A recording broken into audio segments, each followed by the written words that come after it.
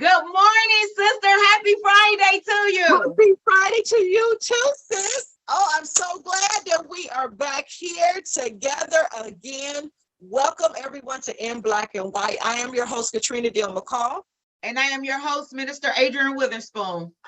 All right, Adrienne, we are in week 28 and the topic is maintain. Go ahead and kick it off. Yes, so I'm just going to go right into the daily reading. So day one, we read Job 1 through 3. Day 2, we read Job 4 through 7.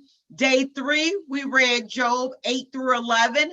Day 4, Job 12 through 14. Day 5, Job 15 through 17. Day 6, Job 18 through 21. And as we always talk about for day 7, if you didn't get a chance to get any reading in from day 1 to day 6, you can always catch up wherever you missed and catch us right here. So I'm going to keep on going. I'm going to dive right on in this morning. All right. So the book of Job is about a man who loved God and hated evil. He lived a successful life. He had 7 sons and 3 daughters. He and his sons were homebakers, owned an abundance of livestock, and were well respected throughout the community. However, there was a conversation taking place in the heavens between God and Satan. Satan thought he could get people to turn their backs on God. Even if they were righteous. God asked, have you considered my servant Job? And that comes from Job 1:8. And Satan did just that. He attacked everything that belonged to Job. Job lost his home, possessions, children, and health, but he did not lose faith in God. Job was faced with the ultimate challenge to hold on to his integrity as an upright man, even though he was at the lowest point of his life. That's a lot right there. Hold on to your integrity. That was good. Yes. That was good. So when Job went and sat among the ashes to scrape at the boils all over his body with a broken piece of pottery, his wife finally spoke up. Are you still trying to maintain your integrity? Curse God and die. And you can find that in Job 2-9. Now, before we look down on her for making this statement, we have to remember that Job wasn't the only one suffering. His wife was suffering in her own way. She was married to him. Everything he lost, she lost. Those were her 10 children who died. That was her home that was destroyed. Now she is watching her husband in pain as his body deteriorates before her eyes. You also have to remember that women had no wealth of their own. Everything this woman had was tied up with this man. She just wanted it all to end. So she told her husband to curse God and get out of this misery. Wow. As a woman, I can empathize with Job's wife. I can't say that I wouldn't have felt the same in her position. When there is personal loss, anyone's emotions can get the best of them, regardless of gender. However, let me encourage you to do your level best to maintain your focus in the midst of difficult times. Let us take a lesson from Job. No matter what his wife said, no matter what his friends said, no matter what he lost or how he felt, he was determined to maintain his integrity and commitment to God. Wow. It goes on to say, listen, ladies and men, we must remain determined that no matter what goes on at home or what happens on the job, we've got to hold our position. Let me say that again. Yes. Listen, men and women, we must remain determined that no matter what goes on at home or what happens on the job, we got to hold our position. Our families, children, spouses are counting on us to maintain our focus. The devil is cunning. Yes. He'll attack your marriage, your Yes. children, your wealth, your body in an effort to make you either give up on life or give up on God.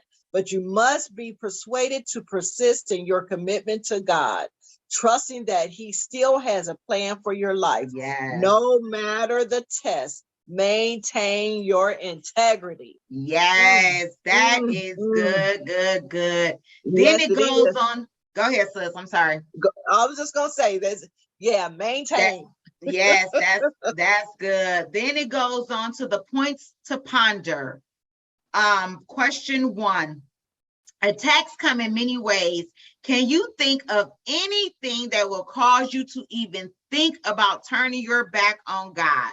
So maybe before I got saved in a relationship with God, maybe back then, but the space I'm in with God right now, in the relationship that I hold right now with God, nothing and nobody will ever make me turn my back on God. It's not going to happen. And I was going to agree with you, sis. I put no, not anything. Maybe when I was, a young babe in Christ and trying to figure it out. But now I have the relationship with the Lord. Yes. Like you said, nobody, no thing, no nothing. Nope. If whatever, because you know what, that holds such a high high standards or place in my life. I'm going to put it this way: I can't do life without God. If it's not going to be God, I'm not going to have my life. Bottom line. That's right. I totally agree with that. 110%. So number 2, has there ever been a time in your life when you sincerely wanted to give up? How did you handle it? Yes, there's been many times that I wanted to give up, but once I stepped back, hit the reset button and remember where he brought me from, and knowing I don't want that old lifestyle no more, I began to pray, get back into my prayer, get back into my word to remind me of where I was and where I used to be and how he brought me out. So that's how I handle it. I have to hit a reset button and come back to reality real fast. Yes. Real fast. And I want to say early in your walk too, when you come in, when you first get saved, everything, you're not just going to be this different person overnight. So you have to work out that process. So the whole backsliding part, you're going to deal with that back and forth until when you really have that encounter with the Lord and say, hey, this is it. I don't need that old life. There's nothing for me in that old life.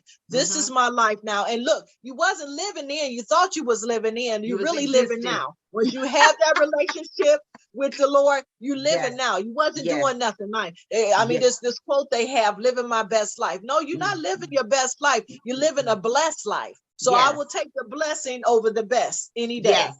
Any day. Totally agree with you. Number 3 says, if you were Job's wife, how would you have encouraged your husband? I will continue to pray over him and for him. I will begin to anoint him and everything that was around us. And just remember everything that God had given us. So if he gave it to us, he can take it away from us. I don't know if I can be that blunt with it right now, because that much hasn't happened to me, but I've been in a place where I lost before. So exactly. And like you said, we all have suffered some type of either traumatic loss or loss in general. But we got a God that restores. So that's the good news with that. And I say for myself, how I would encourage my husband is to remind him that we're in this together. And encouragement as a spouse is so important. But I would encourage them that we're in this together, that God will bless you for your faithfulness. So I will remind him of God's promises and encourage him to stay steadfast in his faith, because it's always a rainbow. It's always light on the other side. Even though this is a hard test, but we're going to make it through. We just got to steadfast in our faith. That is so true. So version of the week, it says, Job scraped his skin with a piece of broken powder as he sat among the ashes. His wife said to him, are you still trying to maintain your integrity? Curse God and die. But Job replied, You talk like a foolish woman. Should we accept only good things from the hand of God and never anything bad?